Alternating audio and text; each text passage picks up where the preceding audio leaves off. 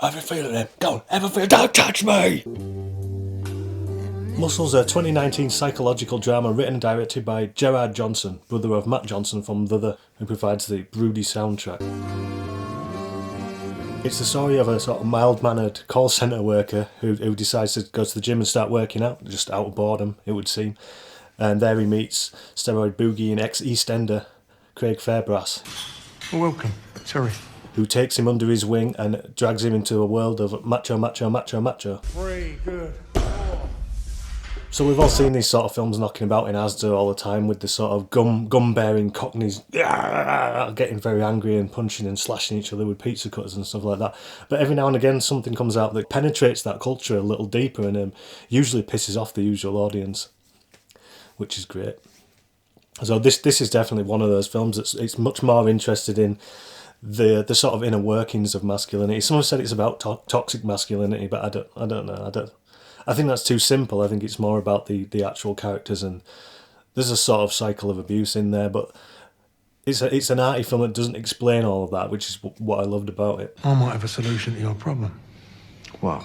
So the main character Simon at the beginning is sort of an everyman who he works in a call centre. He doesn't really get up to much, and he seems sort of lost in today's world, which is like, this is something I observed a few years ago, that there was sort of when you look at sort of old documentaries and older films, you would see this sort of the older generation would be all in the pub, and they'd all, like they said, like it talks about in Bypass as well, that they would walk out of school straight into a job, into a trade, and they would train up, and that would be their trade, and it was something substantial, and they could go to the pub afterwards, and they would be sort of confident in themselves that they'd done something worthwhile that day. They were like putting ships together. They were creating industry that was going out and telling, they were making ships that was going out telling the sea to fuck off, and they were building actual tactile real things that they could see years later. Like people who worked on the trains would go and watch them fly past and be like, I worked on that, I contributed to that, and it's still going like 50 years later.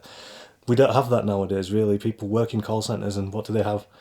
Maybe they gave good customer service to someone that they'll never meet on the other end of the phone. There's not a lot of pride to be taken from that, really. Which is why this guy he goes to the pub with the same person every night. There's no one in the pub because that culture's pretty much gone as well. There's just those two sat there talking about sales.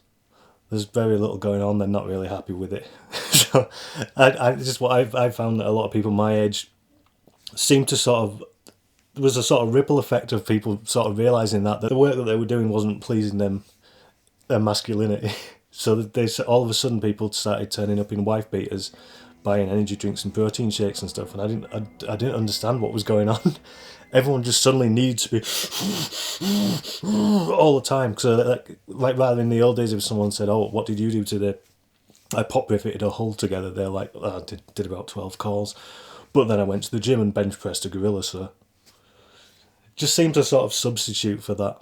To find my bag, hold on a second, will you just bear with me? Yeah, got it. Got it? Brilliant. So maybe Simon was looking for something like that. He's just looking for something a bit different, something to make him feel, I guess. But he gets sort of dragged off into this, and it's all more complicated and more competitive, and he slowly turns from this everyday man to this Billy Big Bollocks kind of kid.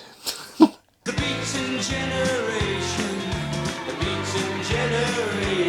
What I think struck me the most about this is that, like I've just talked about, how much of this that I recognise and that I've seen every day, and how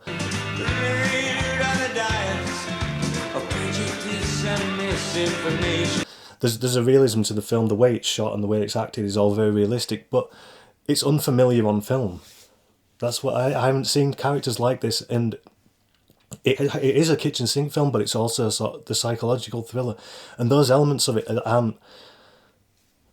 They're not on the surface. On the surface is the realism, and then below that, you're constantly being reminded with the way it looks, with the sort of broody music, that there's something not right, but you don't know what it is. So it's really putting you in that position where, like you will have seen a character talking in the way that he does here.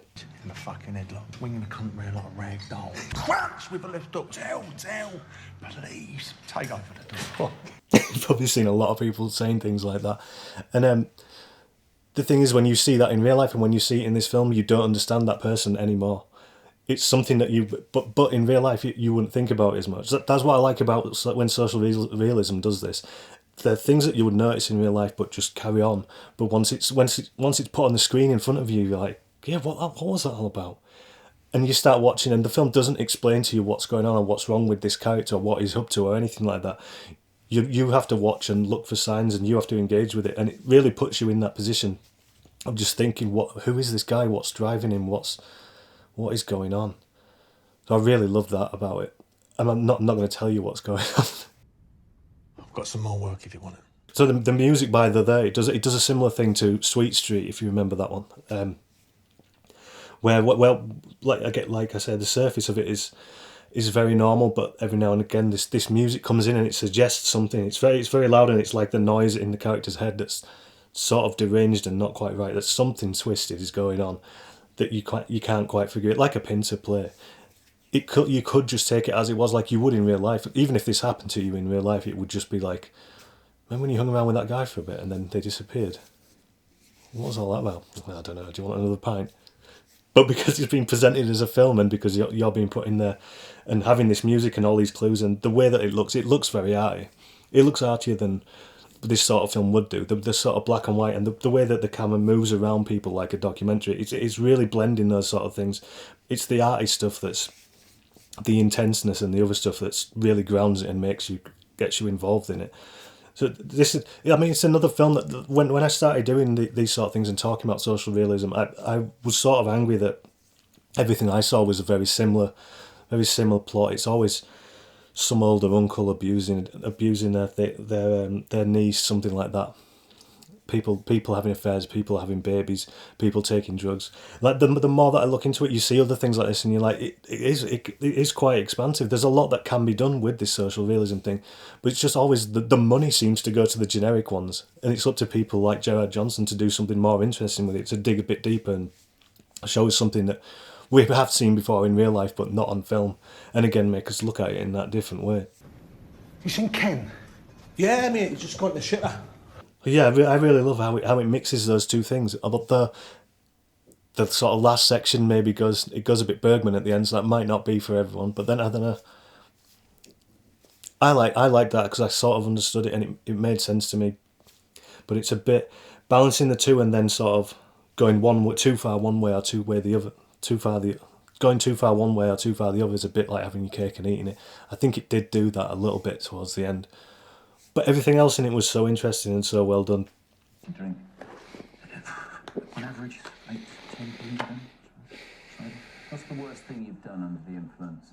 So anyway, Muscle, great realism, the acting and performances, the cinematography. I love how the cinematography, the way that the camera moves around people, the way the scenes are staged, it gives you that realism. But the black and white gives it the artiness. That's the sort of paranoia and the danger of the film that it keeps suggesting. It's always there in the back of your mind, even when you sort of get drawn into these conversations. Just like, I've seen a conversation like that before. You're still thinking someone's going to get hit in a minute. I know it.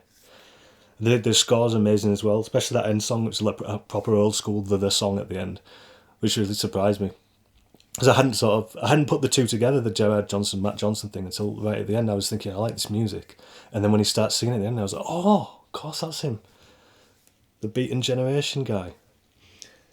So yeah, the acting, cinematography, the realism of it, all of that, the mixing of the realism and the depth of it, which, I mean, it shouldn't even be a mix. That should be how it worked. I mean, this is how social realism should be done. Yeah, it's a solid film. It's taking social realism somewhere different in a way that it seems that only independent films are willing to do. So check it out. Have you already seen it? Tell us in the comments down below. We'll be back next Monday with another video. Thank you.